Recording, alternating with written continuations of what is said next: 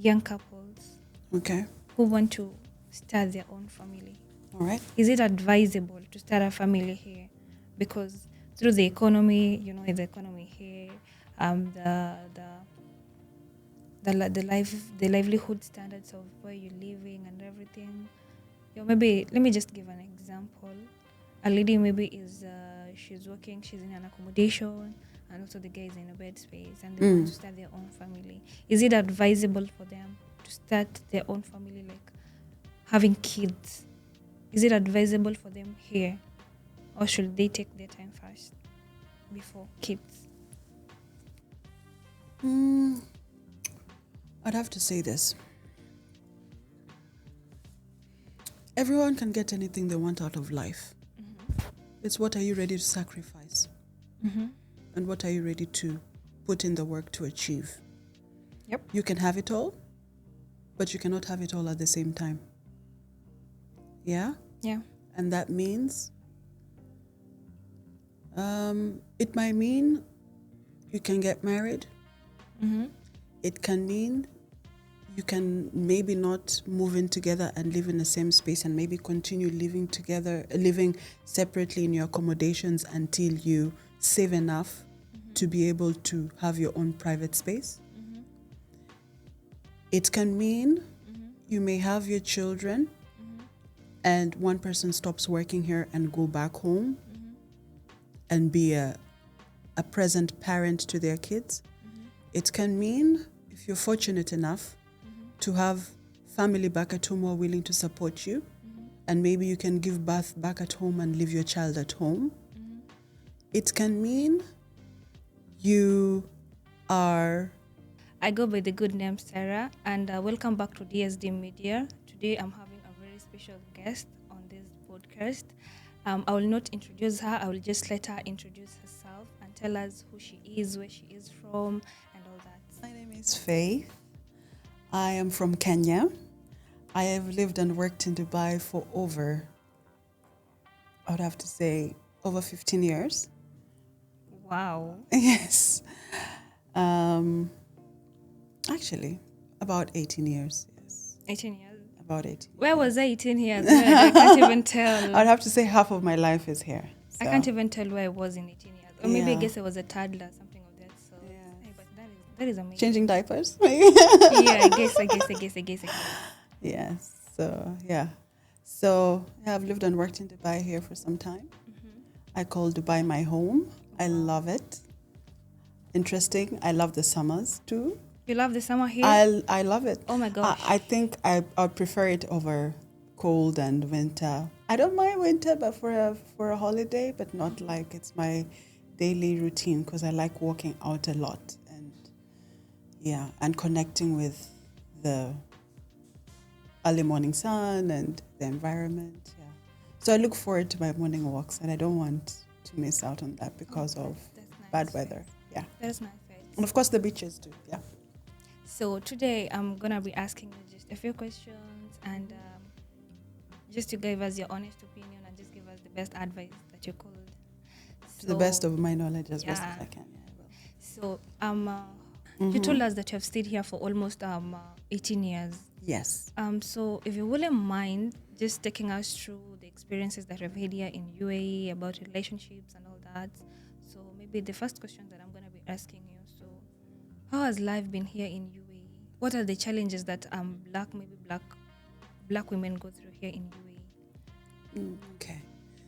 So when I first came here, I started off in hospitality because that was what was popular amongst people. A lot of companies were starting, a lot of startups. People were now branching into the areas that they thought they could be comfortable with. And you find a lot of us East Africans, or mostly Kenyans, what we were popular for was customer service.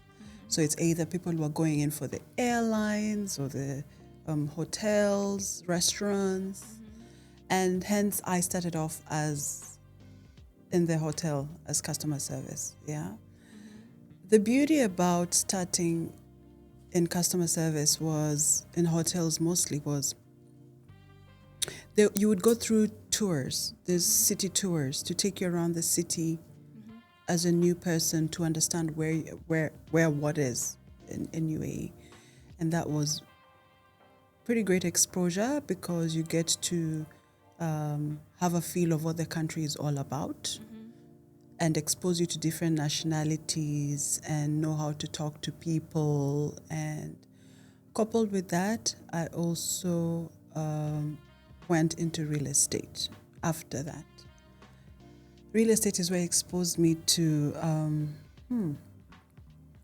a bit of a challenge because you don't speak Arabic and you're trying to communicate to people. English was popular but not popular enough because there was a fine line between Arabic and English where people were still trying to shuffle to know, is the country going to be all about Arabic and English? And when I first came here, the weekends were Thursday, Friday. Then it moved to Friday, Saturday, and then eventually Saturday, Sunday. So it has changed a lot.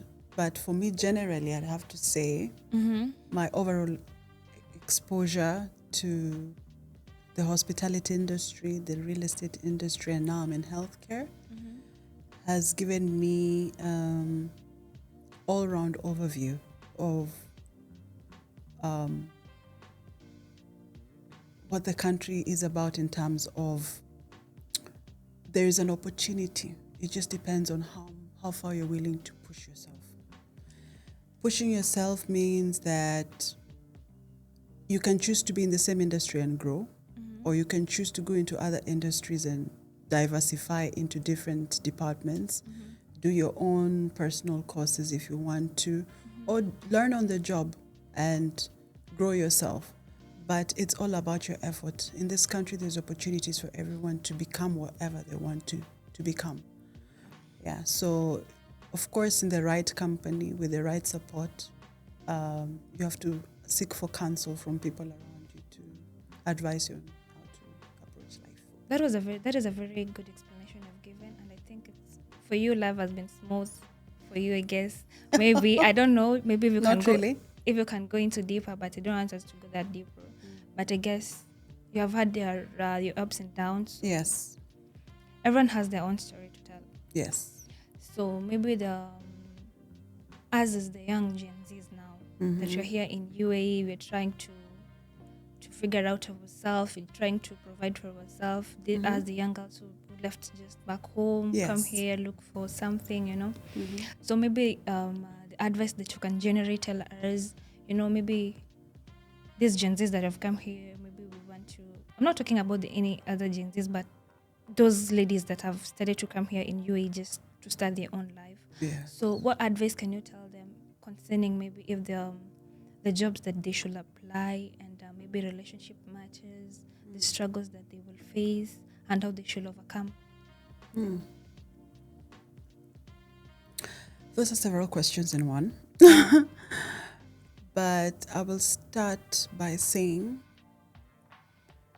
the generation of us who first came here many years ago, I think we were called Millennials. Not the millennials, I think, yeah. And being that we were millennials, the way we did not have so much of internet and all the exposure that you guys have now. So there was a social life in that, in comparison to Gen Z, so that you can be able to see the difference. Information, there's a lot of information overload out here now in comparison to then, when it was people talking to each other and understanding everything from relating to each other in comparison to Gen Zs. With that said, there's benefits and there's pros and there's cons. In that, to understand the country where you're coming into, you need to be able to, I think, relating and talking to people would serve you best. So I would advise, relate and talk to people and understand the country that you are in. A person like me, I can say I'm a resource center. Like I have information about what goes on in the country. But when I meet Gen Zs, which have not very many, but a few, Mm-hmm. they're so caught up in their phones and with themselves. Yeah, as I can say, Gen Zs are more of introverts. They're introverts because they're introverted into the internet, but Yeah, to the social life. into the social life. And therefore, if they're going to come into this country, the question is, what are they looking for in that manner that it's only on social media that they can find? For instance, if somebody is to say, okay, I'm looking for a job, I would say, because I have had my own siblings come into the country, I've had a few friends and people who I've known over time, or whoever I was helping, if it's somebody who was in distress, was trying to look for work. Mm-hmm. I've lived with people and I've mentored a few. Mm-hmm. And I would have to say I've had a success rate of many of them getting jobs and being absorbed into the system. And they are quite successful. But one thing that was for sure was you need to open yourself to listen, to be teachable, to understand what's going on here, to understand what is my experience, and you pick what you can take from it and leave what you don't need. Because you cannot think that you know everything all by yourself. There has to be, you have to, like if a Gen Z comes and works in my company now, Mm-hmm. What will happen? I don't know. Quite frankly, I've not had the experience yet, but I'm just thinking the kind of mindset they'll have. Of course, they'll be computer savvy and all this, of course. But in terms of relating to people, socializing, understanding, because at the end of the day, you're working with human beings. You know, as far as I'm concerned, if I can say generally about the Gen Zs, we're open-minded. Yes, you're open-minded to We're an open-minded. extent. Yeah, we're open-minded, and we feel like as we say we have that freedom of confession. Is it confession or freedom of speech? Like Okay. we just Speech. yeah, like we just say what is there, like what is on our mind. We speak our hearts. Yes. We speak our mind. That's a good It's thing. not like you guys, like sometimes we just feel like oppressed. You can't say and be like, oh, how will they think about me? What will happen? As for Gen Zs, we're just free. We just see what is there. Like, I think we're just that open-minded. Mm. Yeah. There's a good side to that and there's a bad side to that, which Yeah. means you having freedom of expression. Freedom is not really free. It's what you do with it, yeah? Mm-hmm. Which is, for you to speak on something or to discuss something, you need to have information. Mm-hmm. Are you fully informed about what you're talking about? Do you think you're empowered enough to express yourself to the extent that you are? I think you need to, I have this analogy. I don't know if it's an analogy or an example I usually use with especially my siblings. Mm-hmm. When you're giving from an empty cup is not the same as when you're giving from an overflowing cup. Mm-hmm. Fill yourself enough with the things that your mind, body, and soul needs first. Mm-hmm. When you're fully replenished and you have enough of what you need in you, Mm-hmm. then comes out of the abundance of your cup then you overflow. Then you can be able to speak informed, get people to, and when you're talking or when you're expressing yourself, the other person should be able to receive it. Mm-hmm. Are you being heard? Is the person hearing you? Mm-hmm. It's not enough to just talk. It's not enough to just express yourself. Is the information that you're giving being received? How are you talking? What are your choice of words? And that is what the older generation has a little bit, which is your body demeanor, your attitude overall. You're a little bit put together, a little bit reserved, a little bit careful with how you, a little bit more sensitive. Mm-hmm. to how the other person will take it, or a little bit more sensitive to whether your message is being received. You have to have a little bit of empathy. How am I? Because there's no need of you communicating, and it's not the other person does not see it as something important to action on. But we're empathetic. We are. You are empathetic. Yeah. I agree. We are. Generally, we are. I Yeah. guess all of us, we are empathetic. Maybe sometimes, if someone feel like I should not be empathetic to you, maybe there's something that you have done to that person. Yes, there has to be. So he feels the needful to just speak to you in that manner. Yes. Yeah. Yes. There are two sides to every coin. So yeah, you're right. I agree with you. But I think if we can all work together, there's something I can borrow from your generation, and I believe there's something your generation can borrow from mine. Yeah, exactly. And I think that is what I'm trying to draw attention to, which is how can we work together to still achieve the same results? Because I think two heads are better than one. And we should be able to share, and we should be able to have the open mind to hear each other, to experience each other, and to, above all, achieve goals, achieve some, like if I come to you and I say, I think if you do this a little bit more different, you'd achieve a better result. And you should be open to that. And then you also tell me, oh, by the way, this is what we're doing now. And I should be open to that. I think we are in an era of where everybody can learn from each other. And I think we should all be open to that experience. Yeah, that is well spoken. And I do appreciate for that advice. So maybe I can ask you this: for the 18 years that you have stayed here. Yeah, sounds like a lifetime. Yeah, go ahead. Yeah, for the 18 years that you have spent here, like I'm sure like you've met a couple of nationalities here. So maybe the red flags you can highlight, or the best advice that you can give as this generation that wants to start family here and everything. The red flags they should pick or point before choosing a life partner, or before engaging into a relationship. What are the factors they should consider? What should they think? And is it advisable for you when you move in here? Is it advisable for you to just fall into any relationship? So what are the factors that you can tell them to consider?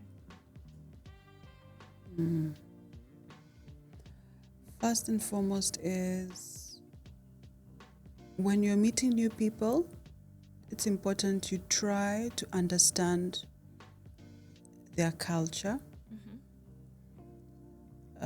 Try to understand when they're talking, this is what they mean when they say this. And try to understand by speaking to their kind, to know whether you are,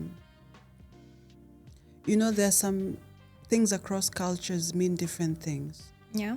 Sometimes you can say something and it's offensive in one culture, while in the others, it means it's a completely different. It's a completely different meaning. Now, I'll start by saying first and foremost, when mostly East Africans, rather, I would have to refer to my own people, which is Kenyans. Yeah, we are very social. We are very open. We are very bubbly. We are very fluid across. Like, we can get along with pretty much anyone. Yeah, we are very lively. We are very lively, very hospitable. Yeah. But when you are that way, you're open to so many beautiful things, but also a lot of not so good things. Yeah. So you have to be very grounded, very disciplined, very observant, and be very patient in terms of we are a little fast in the way we want to achieve things sometimes, but sometimes in life you might not, like in this microwave society now where everything is now, it's here, that's not how the world runs. Sometimes things it's a process. You have to be very patient and you have to be very centered so that you can see the green, the red, and the orange lights. Okay. Yeah. So when you don't have that, ask God to give you discernment, open your inner ear, give you wisdom. Speak to people who are a bit older, who understands things a lot more better. From my own personal experience, if I'm to give that as a point of reference, I've met some pretty good people in this country.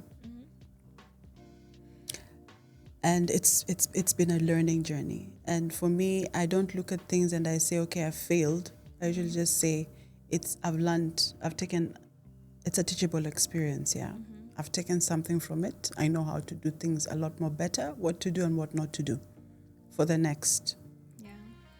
But the one thing I had to learn is understand people's cultures. Because as a woman, especially young women, if I'm to talk to young women, we are very open, very vulnerable, and very naive. Yeah. And because of that, when people identify that, some who are kind and good will use that, will see that and will embrace you. And some, unfortunately, will use that as a tool to manipulate you.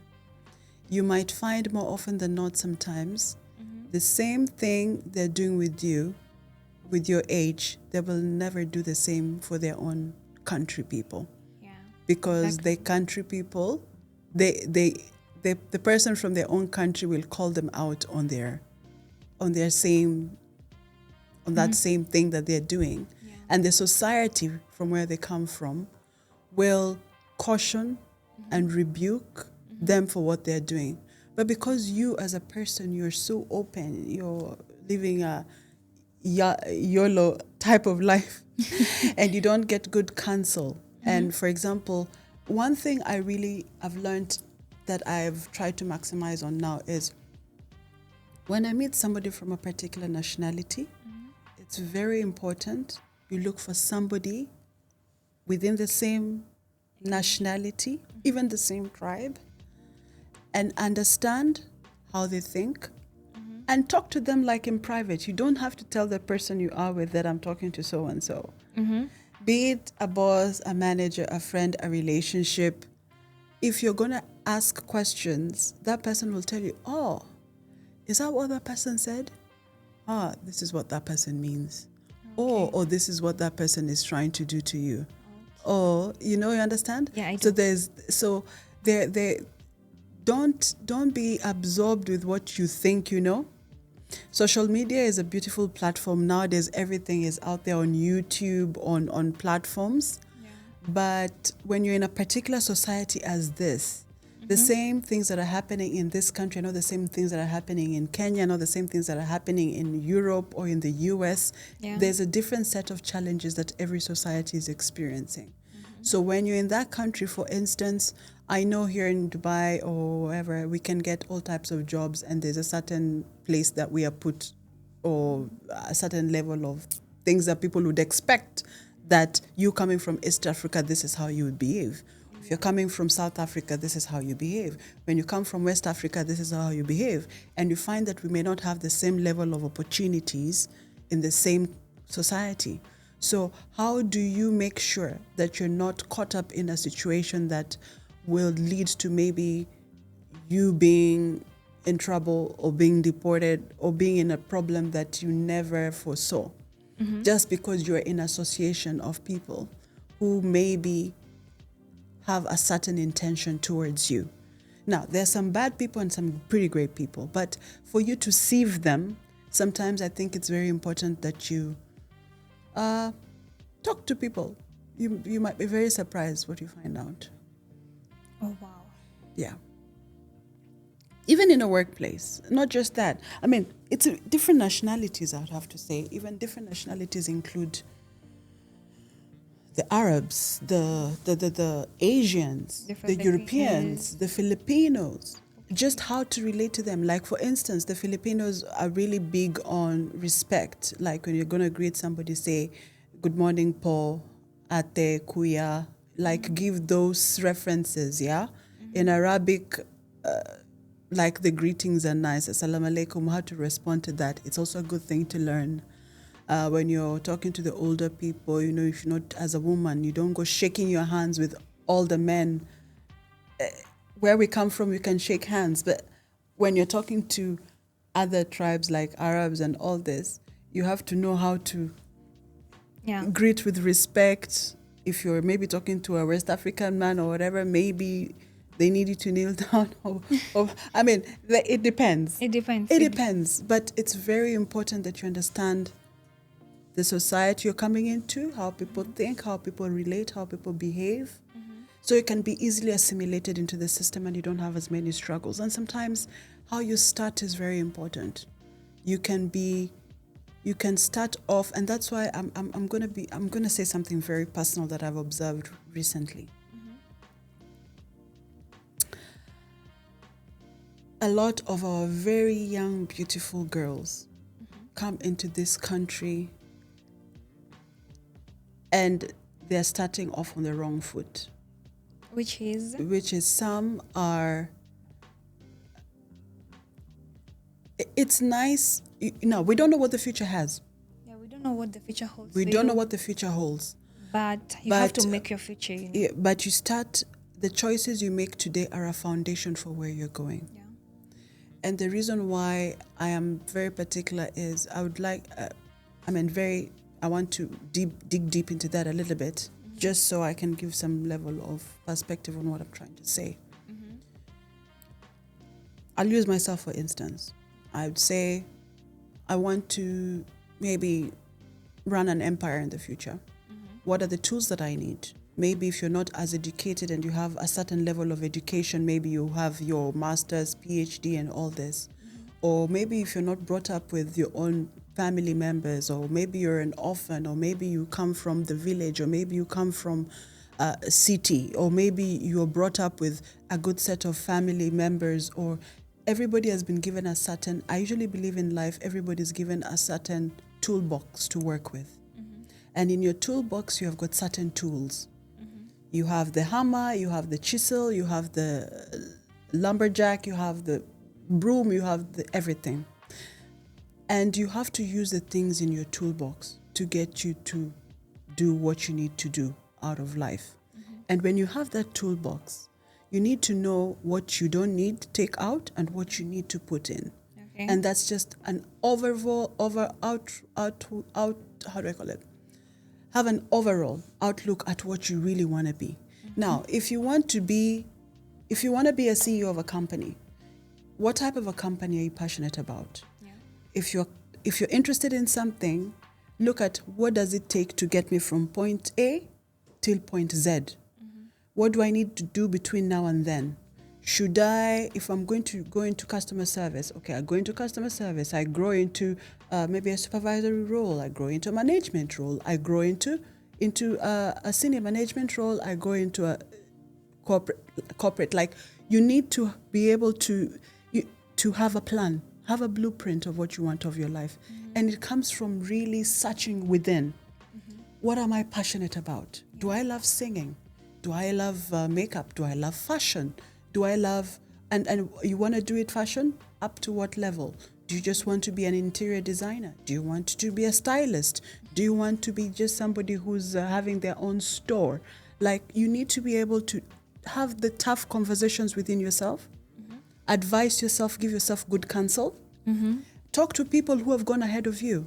For instance, I usually tell people who say, okay, I want to be a single parent. Oh, I want to live single and never be married. Oh, I want to do this job. I want to have a family of 5 or 10 kids. Okay, I usually say, have you spoken to somebody who has been there?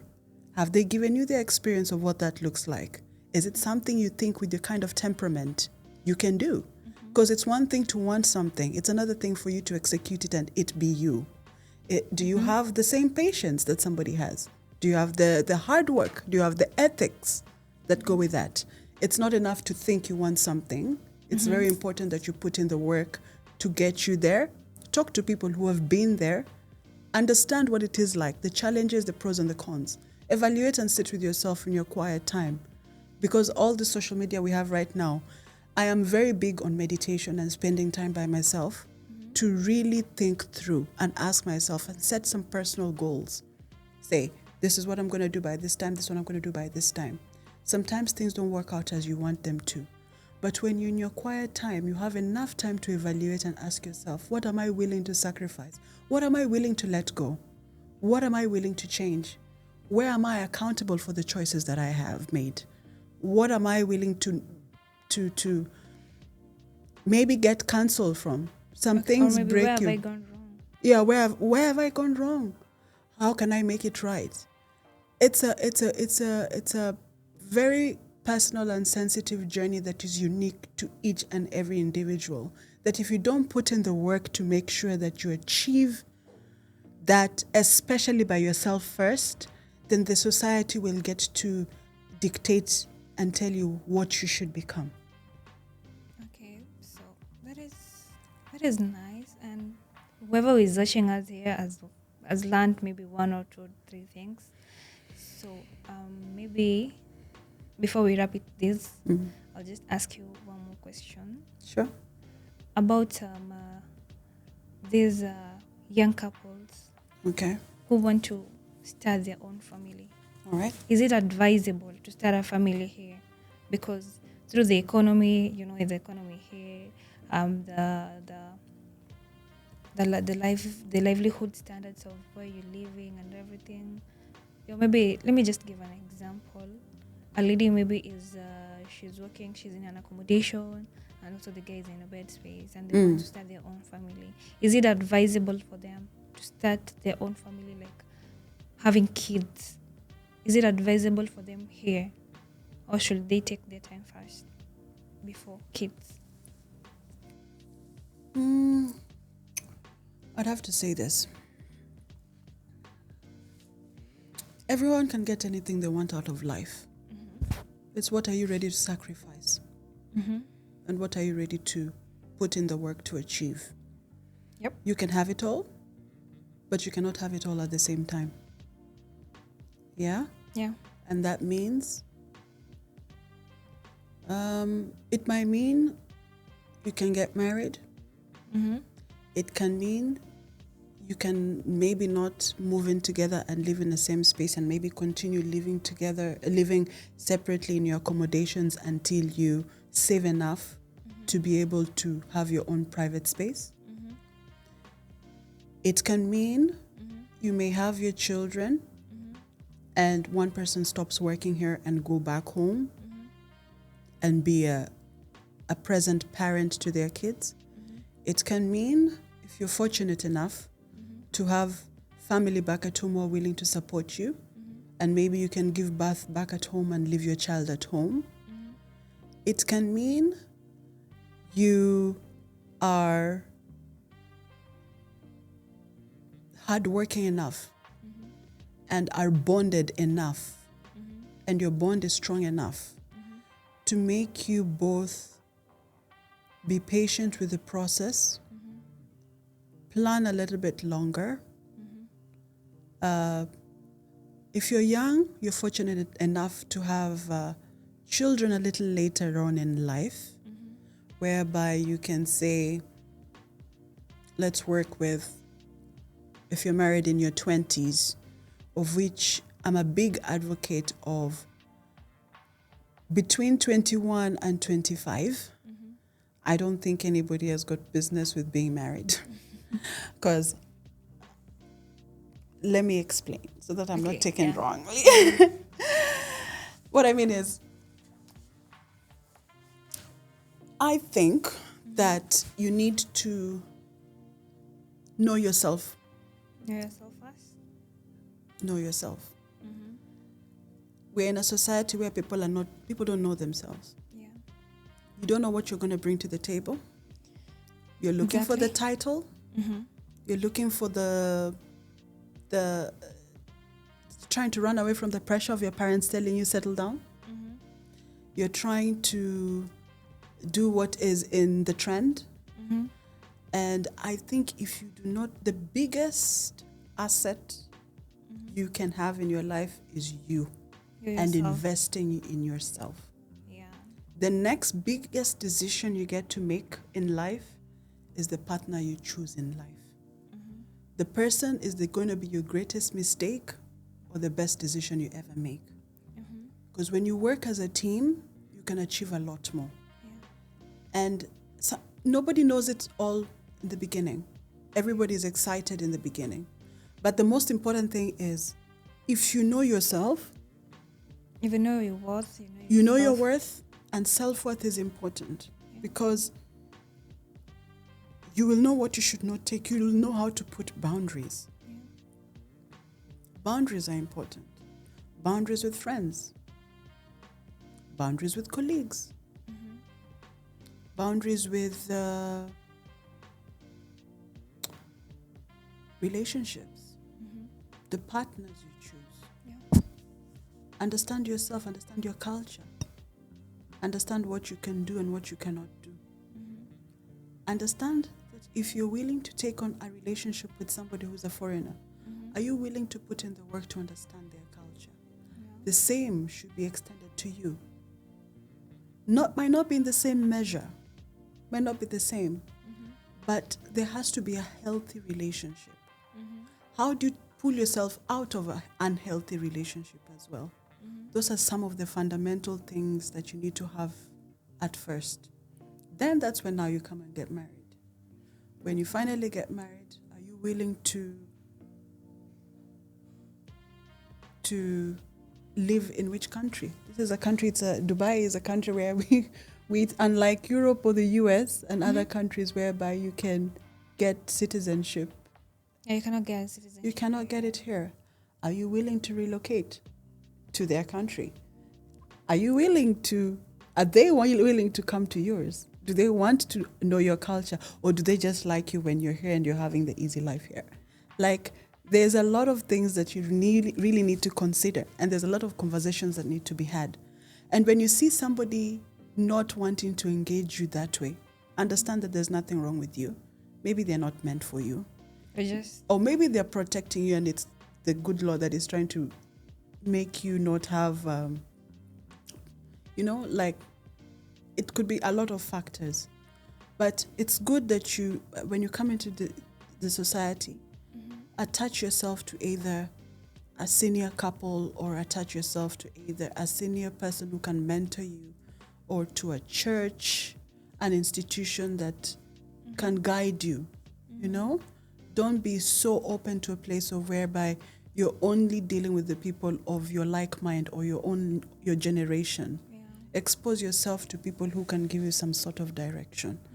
I think with enough prayer, enough guidance, and you're willing to learn, and you're willing to be accountable for your choices, and knowing yourself, the rest, it's God to direct you. So, yeah. Yeah, oh wow, that was very nice. Yeah. I've had a very great time having you here. Thank you. So maybe we'll have you on another episode. You tell us more. So thank you guys for watching, and we call this a wrap.